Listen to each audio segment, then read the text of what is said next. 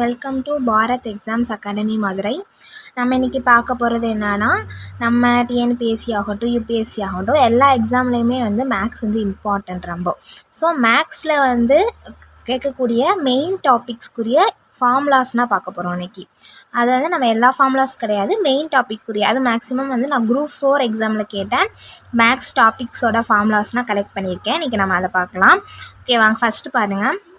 ஃபஸ்ட்டில் இருக்கிறது சுருக்குதல் மீன்ஸ் நம்ம இது பண்ணுறது, அதாவது ஒரு ப்ரீஃபாக கொஸ்டின் கொடுத்துருவாங்க, அதை நம்ம ஸ்மால் பண்ணி ஆன்சர் கண்டுபிடிக்கணும். ஸோ அதுதான் நம்ம சுருக்குதல்னு சொல்லுவாங்க. ஸோ இதுக்குரிய ஃபார்முலா கிடையாது, இதுக்கு ஒரே ரூல் தான் இருக்குது, போர்ட் மாஸ் ரூல். ஓகேங்களா? ஸோ இது எல்லாத்துக்குமே தெரியும், நம்ம ஸ்கூல்லேருந்து இது பார்த்துக்கிட்டு இருக்கோம். ஸோ போர்ட் மாஸ் அப்படின்னா என்ன அப்படின்னு பார்த்துடலாம். B for brackets, O for order of power or roots, D for division, M for multiplication, A for addition, X for subtraction. ஓகேங்களா? ஸோ இந்த மெத்தடில், இந்த ஆர்டரில் தான் நீங்கள் அந்த சம்மை சால்வ் பண்ணணும். சால்வ் பண்ணால் தான் நம்மளுக்கு கரெக்டான ஆன்சர் கிடைக்கும். இதை நம்ம ஆர்டர் சேஞ்ச் பண்ணோன்னா நம்மளுக்கு ஆன்சர் வேறு மாதிரி டிஃப்ரெண்ட்டாக வரும்னு சொல்கிறாங்க. ஸோ இந்த ஆர்டரில் தான் நம்ம பண்ணணும். ஓகேங்களா?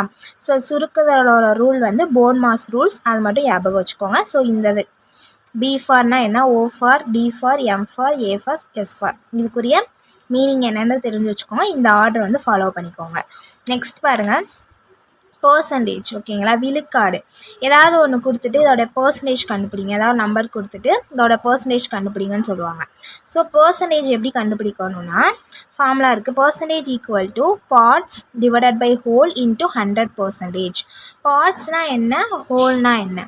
அப்போனா இப்போ 100ல், ஓகே 100 வேணாம், ஒரு 560 அப்படின்னாலே வச்சுக்கோங்க. ஸோ 560ல் 60 அப்படின்றது எவ்வளோ பர்சன்டேஜ் அப்படின்னு கேட்கலாம். அப்போ அந்த 560 ஹோலை கீழே போடணும், பார்ட் அந்த 60ன்றதை மேலே போடணும், இன்ட்டு 100ஆல் நம்ம அதை மல்டிப்ளை பண்ணுறப்போ 560ல் 60 எத்தனை பர்சன்டேஜ் அப்படின்றத நம்ம கண்டுபிடிச்சிடலாம். ஸோ இதுதான் விழுக்காடுக்குரிய பர்சன்டேஜ். நெக்ஸ்ட்டு பாருங்கள், மீ பெரு பொது காரணி HCF அண்டு எல்சிஎம் ஈச்சிரு பொது மடங்கு. HCFக்கும் எல்சிஎம்ஸ்க்குரிய ஃபார்முலாஸ் பார்த்துடலாம். ஃபஸ்ட்டு பாருங்கள், எல்சிஎம் ஆஃப் ஃப்ராக்ஷன், அதாவது ஃப்ராக்ஷன் கொடுத்துருப்பாங்க. அப்போ 1/2 1/3 அப்படின்னு சொல்லி ஒரு 5 நம்பர்ஸ் கொடுத்து அதுக்குரிய எல்சிஎம் கேட்டாங்க அப்படின்னு வச்சுக்கோங்க. ஃப்ராக்ஷனில் எல்சிஎம் கேட்டாங்கன்னா அதுக்குரிய formula LCM of fraction equal to LCM of numerator divided by HCF of denominators. அதே மாதிரி ஃப்ராக்ஷனில் HCF கேட்டாங்கன்னா HCF of numerators divide by LCM of denominators. ஓகேங்களா? இப்போ இது பின்னங்களாக கேட்டால் இந்த 2 ஃபார்முலா யூஸ் பண்ணணும். ஒரு வேளை டைரக்ட் நம்பராகவே, ஹோல் நம்பராகவே கேட்டாங்கன்னா ஃபார்முலா பாருங்கள். ஒன்று நம்மளுக்கு எல்சிஎம் கொடுத்துருப்பாங்க, HCF கேட்பாங்க. 2 நம்பர்ஸ் கொடுத்துருப்பாங்க, மேக்ஸிமம் 2 நம்பர் கொடுத்து ஒரு எல்சிஎம் HCF அந்த மாதிரி கேட்பாங்க நம்மளுக்கு. ஸோ இந்த மாதிரி கொடுத்துட்டு உங்களுக்கு 2 நம்பர் கொடுத்துட்டு எல்சிஎம் கொடுத்துட்டு HCF கேட்குறாங்க அப்படின்னா என்ன பண்ணலாம்? இல்லை அப்படின்னா ப்ராடக்ட் ஆஃப் நம்பர் கொடுத்துட்டு எல்சிஎம் கொடுத்துட்டு HCF கேட்கலாம், இல்லை HCF கொடுத்துட்டு எல்சிஎம் கேட்கலாம். இந்த மாதிரி என்ன ஃபார்முலா யூஸ் பண்ணலாம் இந்த மாதிரி மெத்தடில் அப்படின்னு பார்த்தீங்கன்னா, LCM into HCF equal to product of the 2 numbers. கொடுத்துருக்க 2 நம்பரை மல்டிப்ளை பண்ணி கிடைக்கிறதும் எல்சிஎம்மையும் HCF மல்டிப்ளை கிடைக்கிறதும் சேமாக தான் இருக்கும். ஓகேங்களா? ஓகே, இப்போ இந்த ஃபார்முலா வச்சு தான் இந்த ஃபார்முலா நான் ரெடி பண்ணியிருக்கேன். இப்போ எல்சிஎம் மட்டும் கேட்குறாங்க அப்படின்னா LCM equal to product of 2 numbers divided by HCF. So இதுதான் இதுக்குரிய ஃபார்முலா. ஸோ இதான் மெயின் ஃபார்முலா. இதுக்கப்புறம் நீங்கள் இதிலே நிறையா மெத்தட்ஸ் இருக்குது, HCF எல்சிஎம், அதெல்லாம் நம்மளுக்கு தேவையில்லை. நம்மளுக்கு கொஸ்டின் இந்த ஃபார்முலாஸ் யூஸ் பண்ணி வர மாதிரி சம்ஸ் மட்டும்தான் கேட்பாங்க. நெக்ஸ்ட்டு விகிதம் மற்றும் விகிதாச்சாரம் அப்படின்னா என்ன அப்படின்னா, விகிதம் அதாவது ரேஷியோ அண்ட் ப்ரப்போர்ஷன் சொல்லுவாங்க. இந்த மாதிரி நம்மளுக்கு இந்த மாதிரி இஸ்ட்டில் கொடுத்துருவாங்க, A:B C:C இந்த மாதிரி கொடுத்துட்டு இதில் BC ஏதாவது இல்லாமல் கொடுக்கலாம், இல்லை BC கேட்கலாம், அந்த மாதிரி கேட்பாங்க. ஓகேங்களா? இதில் பார்த்தீங்கன்னா இந்த BAவும் CAவும் நம்ம என்ன சொல்லுவோம்னா மீன்ஸ்ன்னு சொல்லுவாங்க. BAவும் CAயும் மீன்ஸ்ன்னு சொல்லுவாங்க, Aவையும் DAவையும் எக்ஸ்ட்ரீம்ஸ் அப்படின்னு சொல்லுவாங்க. ஸோ இதை வச்சு தான் ஃபார்முலா இருக்குது. ஃபார்முலா பார்த்துக்கோங்க. Product of extremes equal to product of means. ஓகேங்களா? இந்த ப்ராடக்ட் ஆஃப் எக்ஸ்ட்ரீம்ஸ் நடுவில் இருக்க 2 நம்பர்ஸையும் மல்டிப்ளை பண்ணால் அது எது ஈக்குவலாக இருக்கும்னா ஃபஸ்ட் அண்ட் லாஸ்ட் நம்பரை மல்டிப்ளை பண்ணுறதுக்கு ஈக்குவலாக இருக்கும். அதாவது A into D equal to B into C. இதுதான் ஃபார்முலா. ஓகேங்களா. A into D is equal to B into C தான் மெயின் ஃபார்முலா. ஸோ இதை பொறுத்த வரைக்கும் இந்த ஃபார்முலா மட்டும் யூஸ் பண்ணால் போதும். நெக்ஸ்ட்டு பார்த்தீங்கன்னா சிம்பிள் இன்ட்ரெஸ்ட் தனி வட்டிக்குரிய ஒரே ஃபார்முலா தான். Simple interest equal to PNR divided by 100. ஓகேங்களா. பினா பிரின்சிபல், என்னா இயர் அதாவது காலம், ஆர் ஃபார் ரேஷியோ. ஓகேங்களா, வட்டி வீதம். So simple interest equal to PNR divided by 100. A is equal to அதாவது அமௌண்ட்டுக்கு தொகை கேட்பாங்க. இத்தனை ஆண்டுகளில் இத்தனை வட்டி முடிஞ்ச பிறகு அவங்களுக்கு டோட்டலாக எவ்வளோ தொகை கிடைக்கும் அந்த மாதிரி கேட்பாங்க. ஸோ அதுக்குரிய formula A is equal to simple interest plus P principal. இது ரெண்டுமே ஆட் பண்ணால் நம்மளுக்கு அமௌண்ட் கிடச்சிரும். அதுக்கடுத்து பார்த்தீங்கன்னா கூட்டு வட்டி, காம்பவுண்ட் இன்ட்ரெஸ்ட் சொல்லுவாங்க. கூட்டு வட்டியில் நிறையா ஃபார்முலாஸ் இருக்குது. ஃபஸ்ட்டு மெயின் ஃபார்முலா வந்து இதுதான், அதாவது P of 1 plus R by 100 whole power n. இதுதான் வந்து மெயின் ஃபார்முலா. ஓகேங்களா. அதாவது ஓராண்டுக்கு கூட்டு வட்டி கேட்டாங்கன்னா இந்த formula P of 1 plus R by 100 whole power n. ஓகேங்களா. இதே வந்து இன்னொரு ஃபார்முலாவும் இருக்குது. அதாவது அமௌண்ட்டும் பிரின்சிபலும் கொடுத்து வட்டி கேட்டாங்கன்னா A minus P தான் ஃபார்முலா. ஓகேங்களா. நெக்ஸ்ட்டு பாருங்கள். ஸோ இது ரெண்டும் ரொம்ப முக்கியமான formula. P plus 1 plus R by 100 whole power n இதுதான் மெயின் ஃபார்முலா. அமௌண்ட்டும் பிரின்சிபலும் கொடுத்து நம்மளுக்கு கூட்டு வட்டி கேட்டாங்கன்னா A minus P வந்து ஃபார்முலா. அதே மாதிரி அரையாண்டுக்கு கண்டுபிடிக்கக்கூடிய தொகை எப்படி கண்டுபிடிக்கலாம்னா P of 1 plus R by 200 whole power 2n. ஓகேங்களா. P of 1 plus R by 200 whole power 2n. இதே இது காலாண்டுக்கு கேட்குறாங்கன்னா P plus 1 plus R by 400 whole power 4n. P of 1 plus R by 400 whole power 4n. இதிலே வந்து வளர்ச்சி ஆகுது, இல்லை வந்து வட்டி வீதம் வந்து குறையுது, வீழ்ச்சி ஆகுது, இந்த மாதிரிலாம் உங்களுக்கு கொடுத்தாங்கன்னா அப்போ நீங்கள் ஃபார்முலா வந்து கொஞ்சம் சேஞ்ச் பண்ணணும். இப்போ பாருங்கள், வளர்ச்சிக்கு என்ன ஃபார்முலா போட்டிருக்கேன், P of 1 plus R by 100 whole power n இது மெயின் ஃபார்முலா. ஸோ இது வளர்ச்சிக்கு இந்த மாதிரி ஃபார்முலா. ஒருவேளை தேய்மானம் அந்த மாதிரிலாம் கொடுக்குறாங்க, வீழ்ச்சி ஆகுது ஏதோ ஒன்று அப்படின்னா அப்போ என்ன ஃபார்முலா யூஸ் பண்ணணும் அப்படின்னா P of 1 minus R by 100 whole power n. Minus மட்டும், ப்ளஸ்க்கு பதிலாக நம்ம மைனஸ் மட்டும் சேஞ்ச் பண்ணிக்கிறோம். நெக்ஸ்ட்டு பாருங்கள், பின்ன எண்களில் அமைந்த ஆண்டுகள். அதாவது கூட்டு வட்டியில் வந்து ஆண்டுகள் வந்து ஹோல் நம்பராக கொடுக்காம பின்னங்களில் கொடுத்தாங்க அப்படின்னா நம்ம என்ன ஃபார்முலா யூஸ் பண்ணணும் அப்படின்னா P of 1 plus R by 100 whole power A அது மாதிரி 1 plus B by C plus R divided by 100. ஓகேங்களா. இந்த ஃபார்முலா ஞாபகம் வச்சுக்கோங்க. அடுத்து difference between simple interest and compound interest. இது வந்து நிறைய கொஸ்டினில் கேட்குறாங்க. இப்போ அதாவது இத்தனை வருஷத்தில் வந்து கூட்டு வட்டி கிடைக்கிற கூட்டு வட்டிக்கும் இத்தனை வருஷத்தில் கிடைக்கிற தனி வட்டிக்கும் ஒரு வித்தியாசம் என்ன அப்படின்ற மாதிரி கேட்குறாங்க. ஸோ 1 இயருக்கு வந்து பார்த்திங்கன்னா ரெண்டுக்குமே வந்து டிஃப்ரென்ஸ் 0வாக தான் இருக்கும். சேம் வட்டி தான் ஃபஸ்ட் இயரில் கிடைக்கும். ஸோ செகண்ட் இயரில் டிஃப்ரென்ஸ் பார்த்திங்கன்னா P of R by 100 whole square. இதே தேர்ட் இயரில் பார்த்தீங்கன்னா P of R by 100 whole square 3 plus R by 100 இதான் ஃபார்முலா. ஓகேங்களா. ஸோ இந்த ஃபார்முலா எல்லாத்தையுமே வந்து நல்லா நீங்கள் நோட் பண்ணி வச்சுக்கோங்க. ஸோ கண்டிப்பாக உங்களுக்கு எந்த கொஸ்டினில் நீங்களா மேக்ஸ் சம் வந்து சால்வ் பண்ணி பார்க்குறப்போ கண்டிப்பாக இந்த இருக்க எல்லா ஃபார்முலாமே உங்களுக்கு யூஸ் ஆகும். ஸோ ஃபார்முலாஸ் எல்லாமே நோட் பண்ணி வச்சுக்கோங்க. நெக்ஸ்ட்டு பாருங்கள், இந்த விகிதம் மற்றும் விகிதாச்சாரம் பார்த்துங்க. அதிலே வந்து முகடு, இடைநிலை, சராசரி இந்த மாதிரி கொடுத்து அவங்க சம் கொடுப்பாங்க. ஸோ இதில் பார்த்தீங்கன்னா முகடுக்குரிய ஃபார்முலா என்னன்னா 3 into இடைநிலை மைனஸ் 2 into சராசரி. முகடுக்குரிய ஃபார்முலா என்னது 3 into இடைநிலை மைனஸ் 2 into சராசரி. ஓகேங்களா.